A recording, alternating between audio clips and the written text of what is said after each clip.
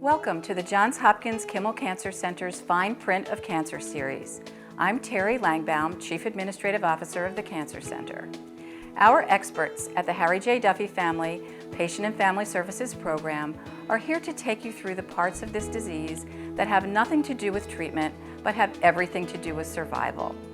The Fine Print of Cancer will help you to understand the importance of advance directives and filing for Social Security disability. We'll talk about the role of the caregiver. In these segments, we'll also talk about the mixed emotions of cancer, spiritual and pastoral care, and when cancer hurts the most, how our patient and family services offer a steady hand to help you make decisions about hospice care. This series will help you through the fine print of cancer. Just the words Social Security disability conjures up reams of paperwork and government red tape. And there is some of both. But I'm here to help you understand it and guide you through the process. I'm Caroline Griffin, clinical social worker at the Johns Hopkins Kimmel Cancer Center. SSDI and SSI programs are federal programs that provide financial assistance to those with disabilities. Social Security pays benefits to those who cannot work because they have a medical condition that is expected to last at least a year or result in death. This is a very precise definition of the disability required by federal law.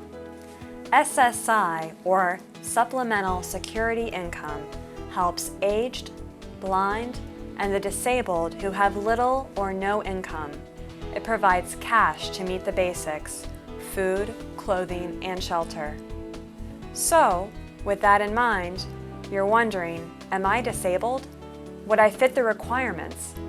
There are 5 pieces to this puzzle to consider. 1. Are you currently working at the time of applying for disability? 2. Social Security will look at how severe your medical condition impacts your ability to perform your work. 3. Your illness will be compared to a list of common medical conditions that qualify as a disability. Next, can you do the work you used to do? And 5, is there another type of job you can do instead? Your doctor will have to weigh in and make a recommendation that you are disabled, but it's not enough to qualify for the federal payout. Your application will be sent to your state's agency to determine eligibility, and it's possible you may be required to complete additional forms and take more medical tests, or the state's agency may ask you for an in-person physical exam. Still with me? I know this is complicated, but there's more. Do you financially qualify? Supplemental security income depends on your income and resources. Income guidelines are established by the federal government for all 50 states. Income is money coming into your household, wages, Social Security benefits, and pensions. Income also includes resources such as real estate, bank accounts, cash, stocks and bonds, and food and shelter. Your total monthly income plays a part in the SSI payment you could receive, and it depends partly on where you live too. Okay, let's switch gears and talk about the Social Security Disability Program, or SSDI. Becoming disabled is not something we like to think about, but when you're diagnosed with a life-changing disease, the possibility exists. In general, to get disability benefits, you must meet physical disability guidelines and 2 different earnings tests. The first one is a recent work test based on your age at the time you become disabled, and a duration of work test to show that you worked long enough under Social Security guidelines. The recent work test generally follows the calendar quarters and when you turned or will turn a certain age.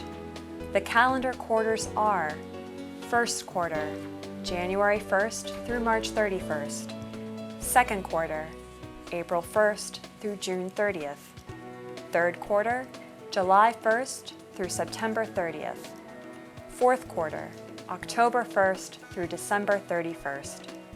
And the following rules for work needed to qualify for the recent work test If you become disabled in or before the quarter you turn 24, then you generally need 1.5 years of work during the 3-year period ending with the quarter your disability began.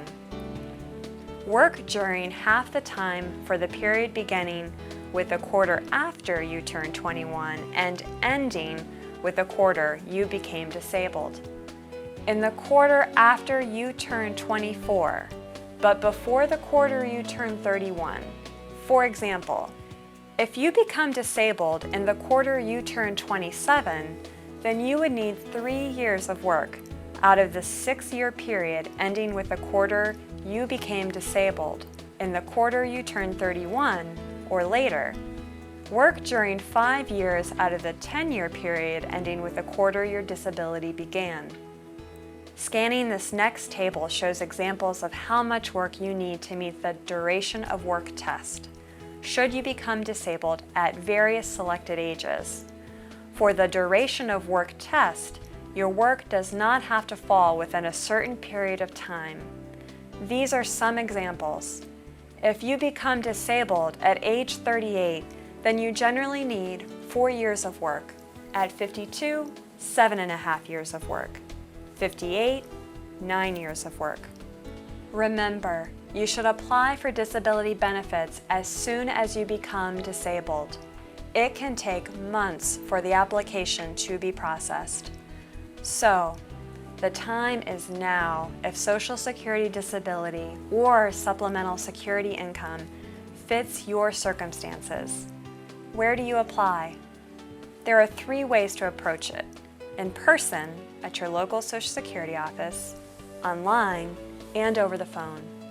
For more information, the number is 1-800-772-1213. Online, the address is www.benefits.gov/SSA. To get prepared for the application process, review the Disability Starter Kit forms found online at www.socialsecurity.gov/disability Starter Kits Adult ENG.htm. And if your application is denied, you can make an appeal by making your request in writing. You have a 60-day window from the time you receive the denial letter. There is more information on this at www.socialsecurity.gov/disability/appeal, or you can call your local Social Security office. You might even consider hiring a lawyer or asking a friend to help advocate for you during this process. We've covered a lot of information in this segment. Please review it. It's an important part of getting through the fine print of cancer.